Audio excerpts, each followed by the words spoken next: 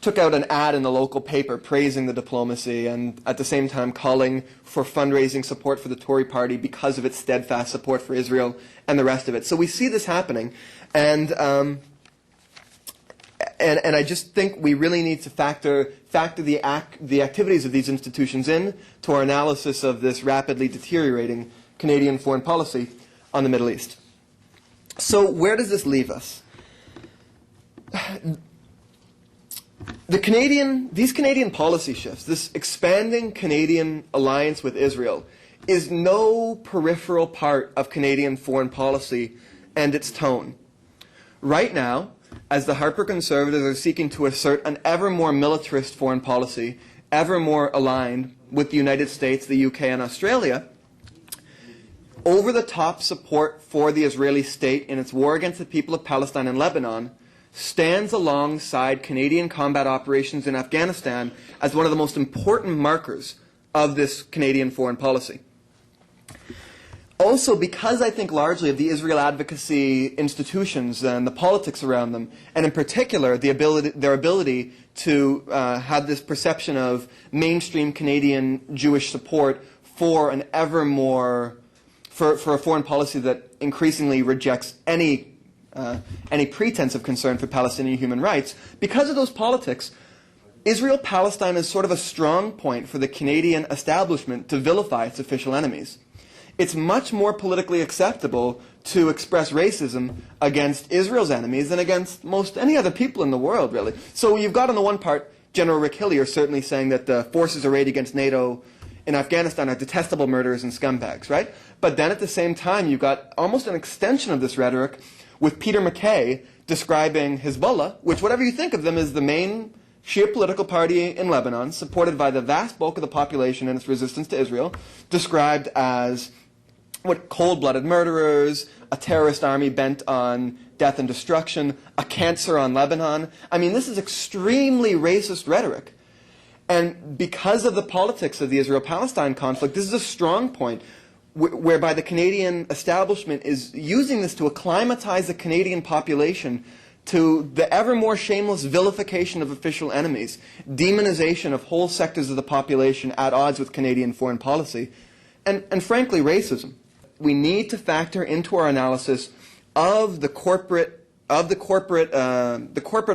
that are driving Canadian foreign policy, and the alignment with the United States that is informing the tone and the direction of Canadian foreign policy. We need to factor into that analysis the role and the function of these Israel advocacy institutions, which are encouraging and cultivating this shift.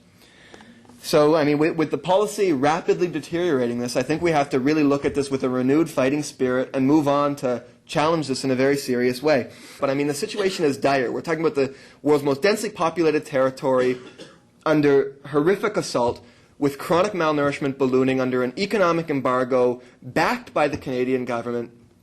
And I think for people of conscience in this country, for the Palestine Solidarity Movement, and for the anti-war movement as a whole, in as much as it wants to be credible, we really need to go out of our way and redouble our efforts in making sure that the Canadian establishment knows that if this over-the-top support for Israeli discrimination and Israeli war crimes persist, it will face a very serious fight and struggle in the coming years.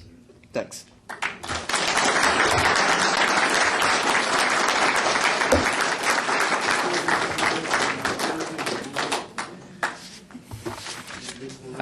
We're going to extend this discussion now. The first question relates to discussing the issue of the Israel lobby. When you discuss this issue, invariably it leads to accusations of anti-Semitism. That discussing this issue is in and of itself anti-Semitic. So the question, first aspect of the question is, can this question be discussed, be debated, without feeding anti-Semitism? And also a related question, could it be discussed in ways which would in fact lessen anti-Semitism?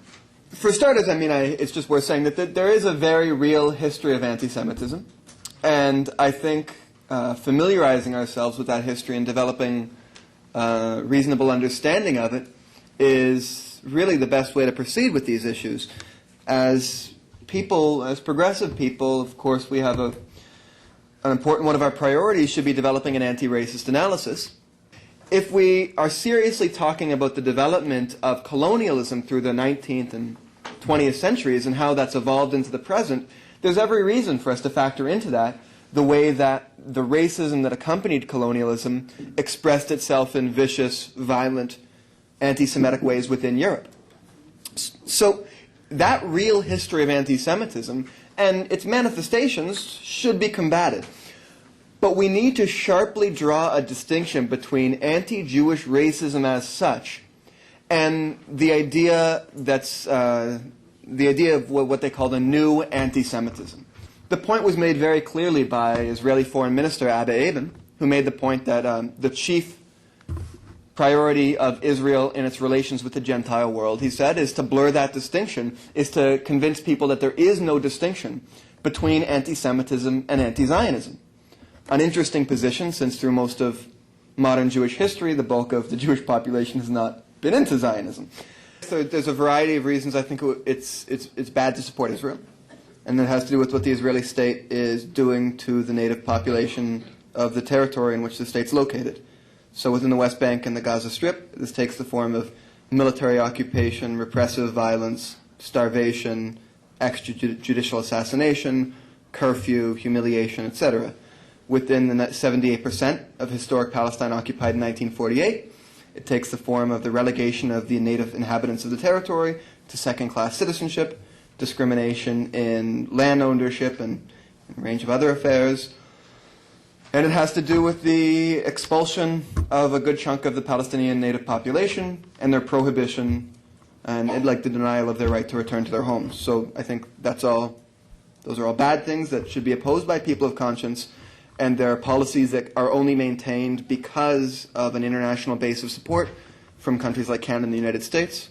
So I guess in sum, I think people of conscience in those states have a responsibility of eroding that support and trying to at least eliminate that support, ideally have a proactive, solid policy of boycott, divestment, and sanctions that seeks to isolate the Israeli state and more generally in foreign policy breaks from the sort of U.S.-led alliance that's kind of ripping the planet apart.